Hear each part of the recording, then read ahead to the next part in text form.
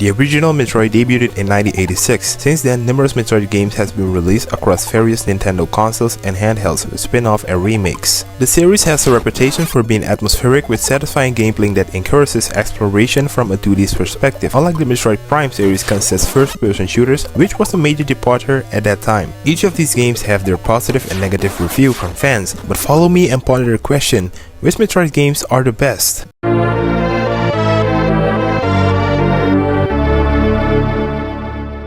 Our number 10 on the list is Metroid Other M. This game doesn't seem to line up with the way fans feel about it. Critically, Other M was good yet flawed game, but is often regarded as one of the most terrible things to have ever been released. While we don't think it's as bad as its reputation makes it seem, Other M certainly isn't great. Its biggest issue is how linear it is, which is far cry from what made the original installment so much fun. The sense of exploration was particularly removed in Other M in favor of a more constricted experience. It also prioritized narrative way more than other entries. To some, this might be appealing, but long-time Metroid fans were left disappointed with Other M. To make matters worse, this game requires you to hold the Wii remote horizontally to control Samus instead of having a more traditional control scheme.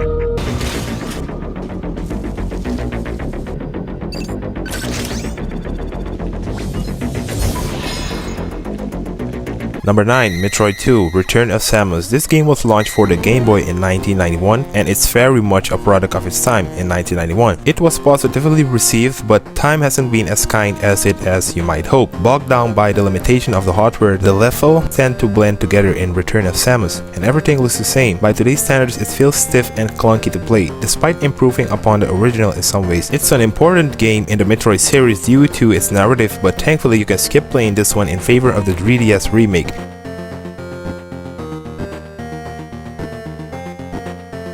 It's hard not to have a soft spot for the original Metroid for NES. It's arguably one of the most important games of all time, with timeless visuals that still look great today. Better yet is the way it encourages exploration by rewarding players with items and power-ups that allow new areas to be discovered. Though 35 years later, it doesn't hold up as well. It obtuse, at times sluggish, finicky, making it hard to recommend in 2021. Without a map, the original Metroid feels almost impossible to get through. But it gets points for being so influential and for being one of the first major examples of a strong woman protagonist in video games.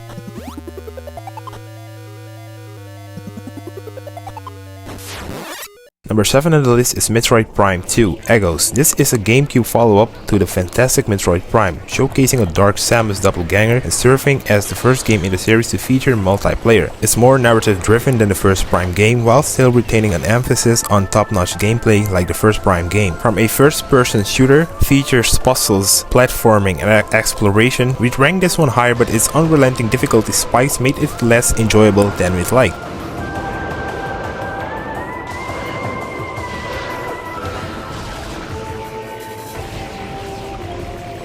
Metroid Prime 3 Corruption is the conclusion of the Prime trilogy, which launched for the Wii in 2007. While there's often a debate on whether this one ranks higher than its predecessor, Metroid Prime 3 Corruption has some of the best shooting in the series while wrapping up the story nicely, despite Metroid Prime 4 coming at some point in the future. Visually, it was impressive at the time and it still looks decent today, though a little dated. Ultimately, Corruption is a marriage of the series' best features up until that point, refining the first-person shooting, puzzle solving, and exploration aspects. The only thing that bogs this game down is its control, which requires the use of the Wii remote.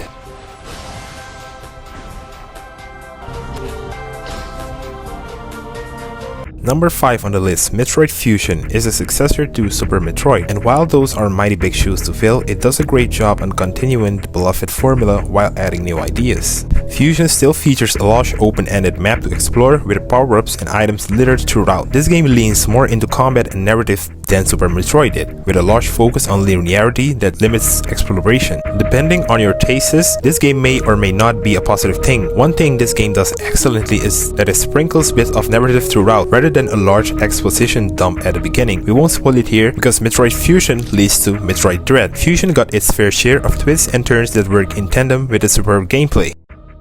We are thrilled Metroid Zero Mission exists because it allows players to experience Metroid in a modern way. Zero Mission is a full remake of the original Metroid released for the Game Boy Advance in 2004. After playing the remake, it's amazing how many little improvements were made upon the original. The controls in Zero Mission feels tighter, character movement is faster, the jumps feel less floaty. It's all in all an improvement in nearly every regard. Visually, it's still stunning even 17 years later and will likely still hold up in under 70 years. We only wish this game and many others on this list were easier to get a hold of because as it stands, it's stranded on the Game Boy Advance and the Wii U Virtual Console.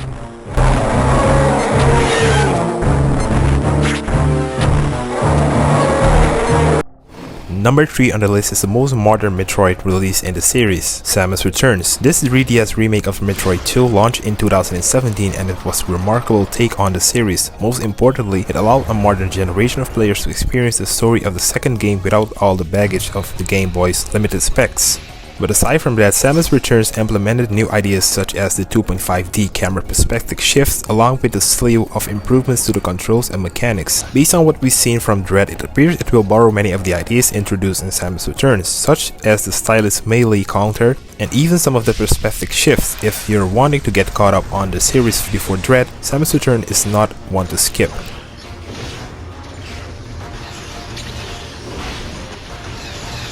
A first-person 3D take on Metroid? Surely that can work, right? Well, not only did it work in Metroid Prime, but in many ways, it felt like a natural evolution from 2D to 3D in a most elegant way. Transitioning from 2D to 3D could have been a disastrous, but Prime integrates all of the mechanics that give Metroid its identity, while mixing in new features thanks to the perspective shift. In many ways, Prime is much more immersive because it's presented from Samus' eyes. This degree of immersion raises the stakes of the entire adventure, and we cannot praise it enough for that. This could easily turn into a mindless first-person shooter, but instead it feels more like Metroid than anyone would have expected.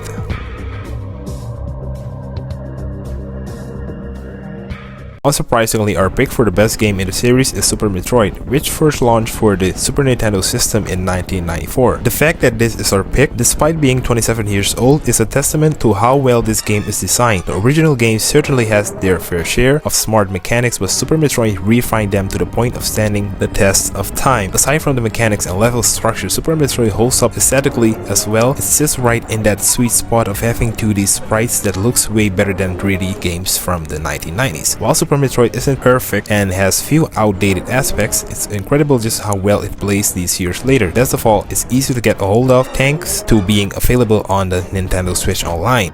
And that was our pick for the top 10 best Metroid games of all time. For the long-time Metroid fans, let me know in the comments what your top 3 Metroid games of all time are, which you've played. Click here for my Craze Evolution video in Metroid games. If you're new to the channel, make sure you subscribe and stay notified for all my upcoming videos.